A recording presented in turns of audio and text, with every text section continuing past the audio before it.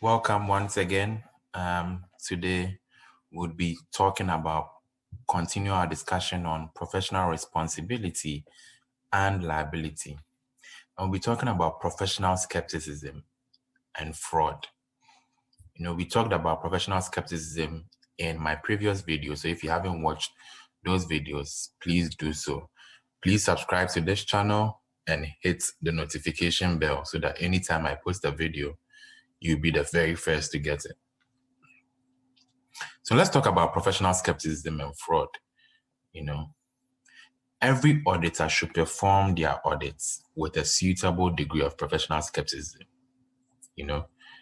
And what does this look like? First off, the auditor or the audit team should discuss the possibility of fraud. There should be a conversation about the possible areas that fraud could likely show up, in relation to the specific characteristics of the audit engagement.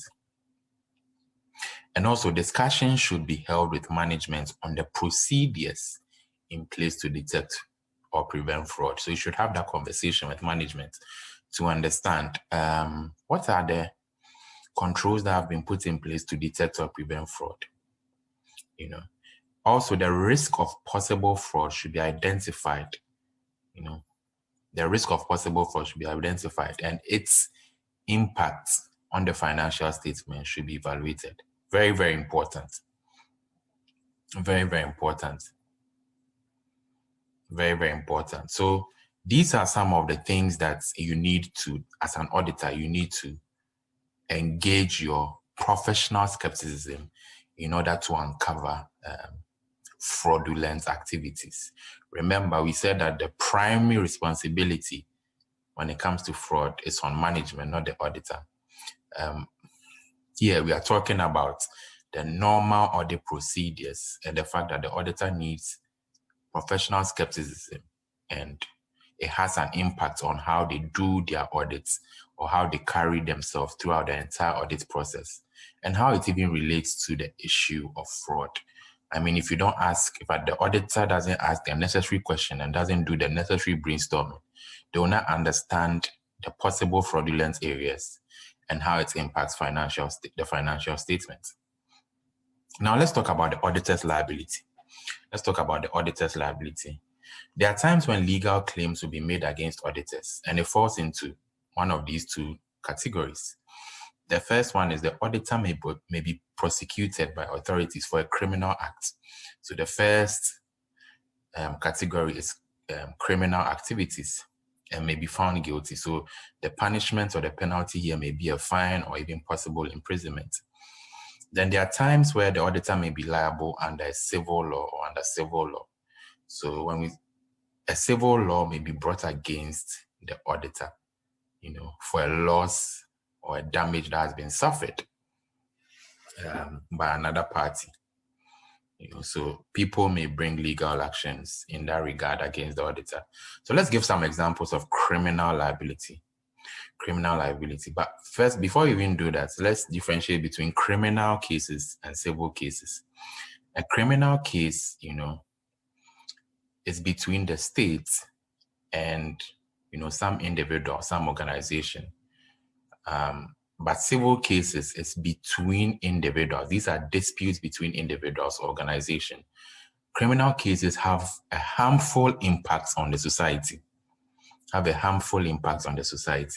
Civil cases are just disputes that happen between individuals and organizations. So that's something to keep in mind. So what are some examples of criminal liability? So examples of when the auditor may be criminally liable include where he accepts appointment as auditor under a statutory provision without being qualified. So where he accepts appointment as an auditor and says, I'm an auditor, when he doesn't qualify, it's criminal. Also, when the auditor is involved in fraud, that's also criminal. Another case of criminality is when the auditor is guilty of insider dealing or insider trading. The criminal law of a lot of countries say it's an offense for a person who has inside knowledge, like an auditor, to use information to their advantage or even pass it on to other people. So that's all those things are criminal. Fraud, saying you're an auditor when you're not qualified, or working as an auditor when you're not qualified, and insider dealing or insider trading. Now let's talk about civil liabilities. A major threat faced by the auditing profession is the possibility of legal claims against auditors as a result of negligent or careless auditing. So that's also a possibility. This is where the issue of contract law and the law of tort comes in. Contract law and the law of tort. Contract law and the law of tort. So an auditor may face legal claims for losses suffered as a result of negligent auditing under two separate branches of law. It's contract law and the law of tort. So what is the law of tort? The law of tort is basically where someone who has incurred injuries or incurred harm or undergone some form of harm may bring legal charges against another as a result of their negligence. So based on somebody's negligence, if an individual goes through some harm or some injury, they can bring legal actions. This is the law of tort is the branch of law that deals with that portion of the law. When people go through injuries, when people go through harm, when people go through some form of pain or something that hurts them, which is as a result of the negligence or carelessness of another, that's what the law of tort deals with. So an auditor may face legal claims based on these two strands of law, contract law and the law of tort. Now let's look at contract law. Contract law, a company has a contractual agreement with its external auditor for the provision of audit services, right? So it can therefore sue the auditor. The company can sue the auditor for breach of contract. And this is why the responsibilities of both the auditor and the clients have to be well defined so that everyone understands what they are doing. So note that only the company can sue the auditor for a breach of contract. Other people who are third parties who would want to sue the auditor who want to sue the auditor but do not have a contract with the auditor, So in that case, they cannot bring a legal action under the law of contract.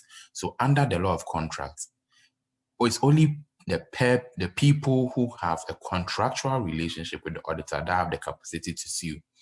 Third parties don't have a contractual relationship with the auditor, and so they cannot sue under the law of contract. Key phrases under the law of contract. They may be able to bring legal actions under the law of torts, which we'll talk about later.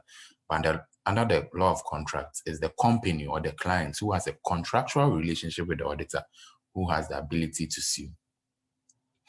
When a legal action is brought against an auditor by a company for breach of contract, the action is usually initiated by the board of directors of the company. Now let's talk about the auditor's duty of care, right? It's all about the fundamental principles. So when an auditor is carrying out their duties, they must exercise reasonable care and skill. They must ensure that they are exhibiting professional competence and due care. Remember the ISBES code, which exhibits or which explains or outlines the fundamental principle. The degree of skill and care, usually will depend on the circumstances. There's literally no general standard, but the auditor is expected to react to the situation and react in a very professional manner, So the auditor has a duty of care that has been established, should have a duty of care. And so the auditor shouldn't be negligent in exercising his duties.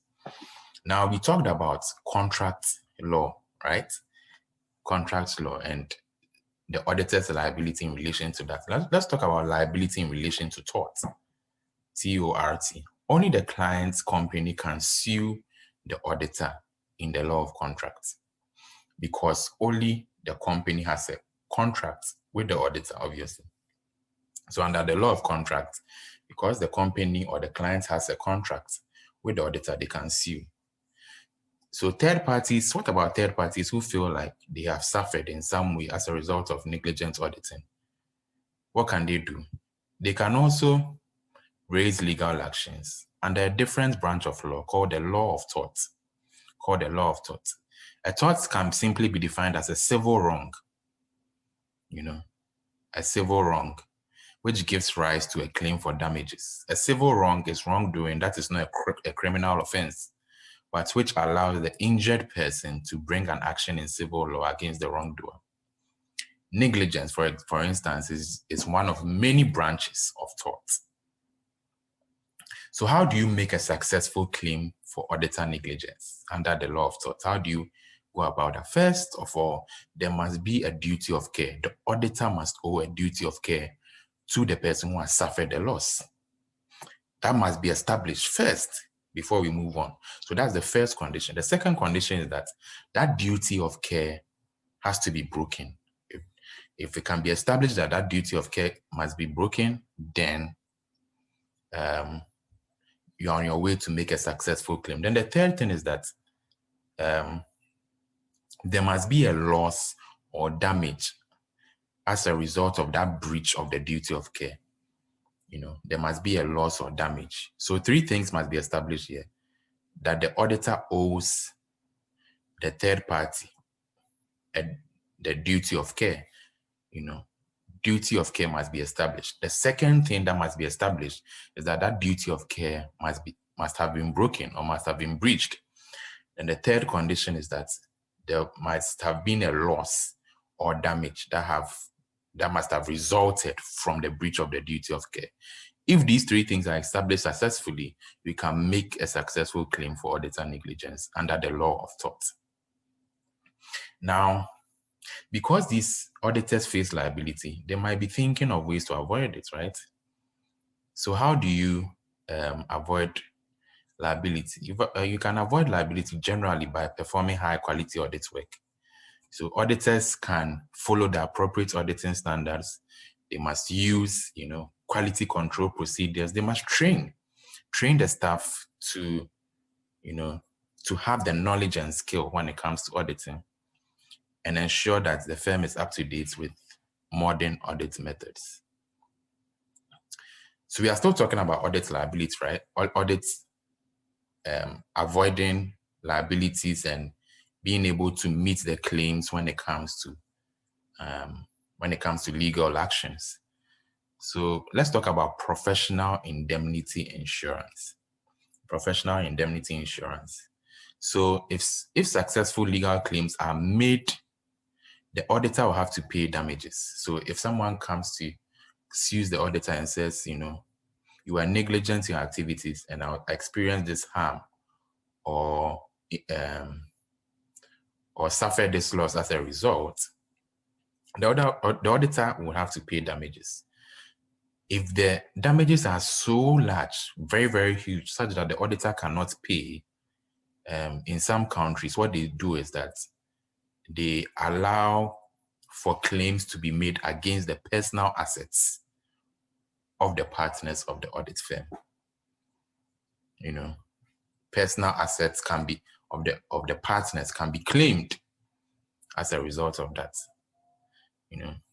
But what the result of that is that professional accountancy bodies have realized that dents the image of the profession, and so it makes it look as if generally the lack of financial resources, if an auditor is not able to satisfy the damages, it dents the image of the profession. As a result, professional bodies often require members in practice to have what we call professional indemnity insurance.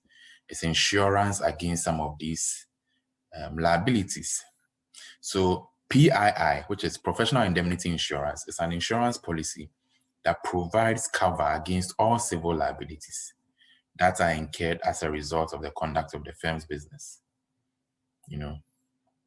So it provides cover against all civil liabilities. So money is paid out by the insurance firm on these policies if the firm itself is unable to pay.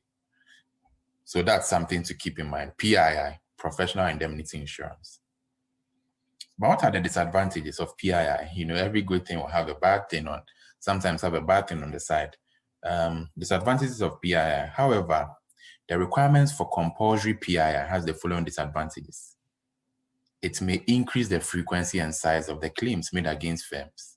It makes sense, right? Once people see that, oh, these people, they have this professional indemnity insurance, the frequency and the size of claims.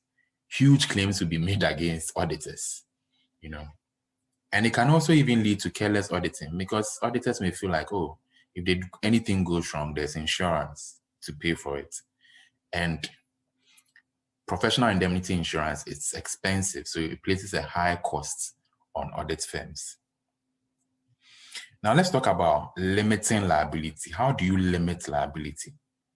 How do you limit liability? You know, generally the cost of legal claims and professional indemnity insurance is very, very high. So we have to think about ways of limiting liability. And there are several suggestions. One suggestion is that there should be a statutory limit on claims.